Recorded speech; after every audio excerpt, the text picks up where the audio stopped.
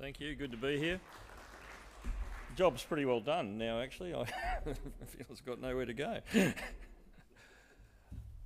Larvotto Resources, new company. We've got, hang on. Oh dear. Right. New company listed late, very late 21, so we haven't been on the ground that long. Like a lot of people have mentioned, certainly on the east coast, we ran into all sorts of rain problems thanks to that Tongan volcano, and it just never stopped raining on some of our projects, but we're into it very aggressively all around the place at the moment. We've had a fair bit of love very recently due to a rare earth hit on our Norseman project, and we'll have a look at that. Our major project, as Chrissy mentioned, is copper gold, cobalt around Mount Eyre. We'll look at that second, but a fascinating project. And where are we? We're around Mount Eyre. We're around Norseman and New Zealand, North Island. Very good location there, very easy place to operate, which comes as a surprise to some people. But our rare earths is really what's been kicking the goal in the short term. That was sort of our use the word poorly but sleeper project. It was one that was always interesting, but we thought it might be a little bit difficult. Most of the area there is soil covered. There's been absolutely no exploration of significance done over the area. There's no drilling. So we thought it might take a while to investigate that area, and we'll have a good look at that. Mount Eyre, we always knew that was going to be a winner. We've got 900 square k's out of that. You can be on the project 30 minutes after you leave the airport. Big parcel of land, very exciting. In New Zealand, a semi-advanced gold project there. A lot of gold in the system. It's an epithermal model, and we've just completed drilling that. We don't have any results there, but let's have a deep dive in to where we are. We'll start at the Eyre project. This is the most amazing project I've ever worked on, to be quite honest. Normally, if I'm talking multi-metal exploration, it might be copper or gold or something. We went into this because of the nickel and potential PGE, potential of the area within the Ballara Dyke, which is that green east-west trending zone through there. But we are directly south of the Baldonia deposit of Liontown for lithium. And as you can see from the geophysics, those rocks extend down into our tenement there. So lithium was always on the cards. Copper's a very good potential. Western Mining actually did a little bit of work here back in the 60s and got some interesting copper intersections. And then recently we've had a rare earths hit of significance up to 12,600 ppm rare earths in clays. So an amazing area, really. It's what do you assay for? 600 square k's. It's early stage, as I say, it's all undercover, but a lot of work to do here, and it's advancing very well. Having a bit of a zoom in, we've just completed our first Eyre core program, which was following up some geochem anomalies, and we generated geochem anomalies for nickel, for lithium, and rare earths, and potentially PGEs as well. The tenement sits half in the Yilgarn block and half in the Albany-Fraser terrain, so it's a pretty interesting boundary in there. You actually know about it when you walk across it. The vegetation anomaly is really quite extreme. So it's a very easy one to pick on the ground. All the news at the moment, though, really is about the rare earths hit. We followed up some geochem there with just 2 lines of drilling because our main highlight was to drill the lithium and identify where our pegmatites were. We had a big broad anomaly, but we didn't know exactly where they were.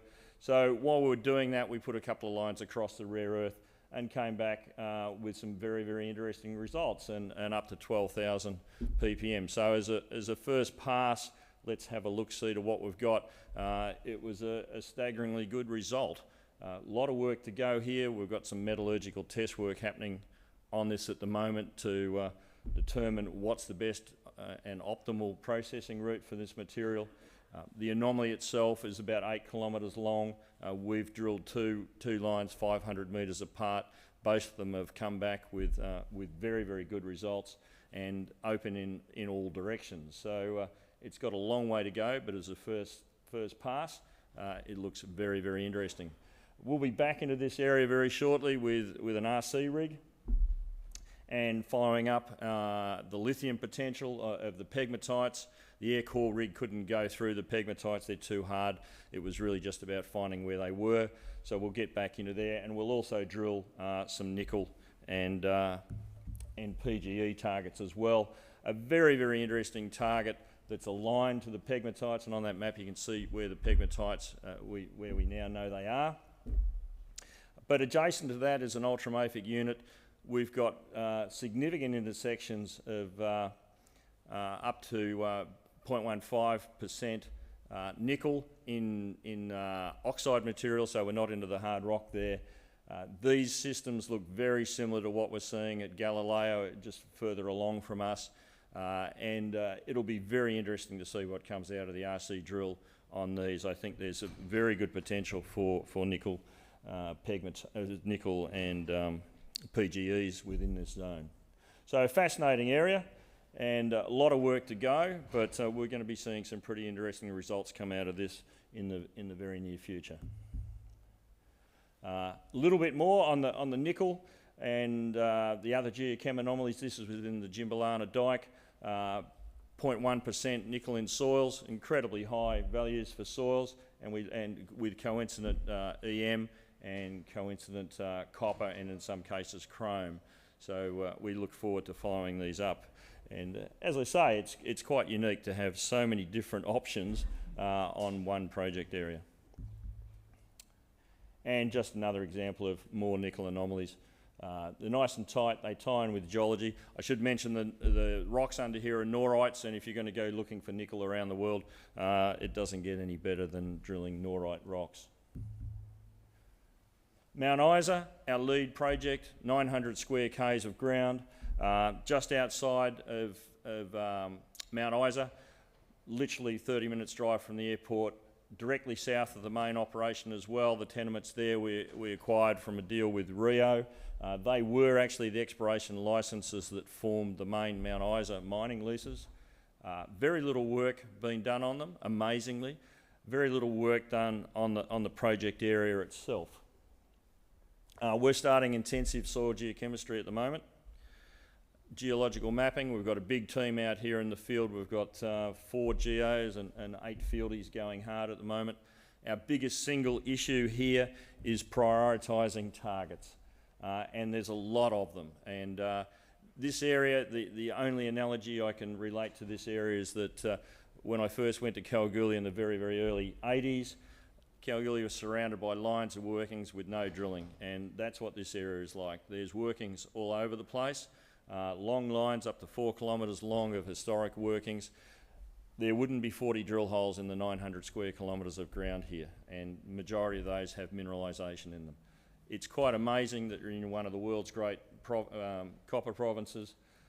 You're 30-minute drive from a smelter, and there's been no exploration.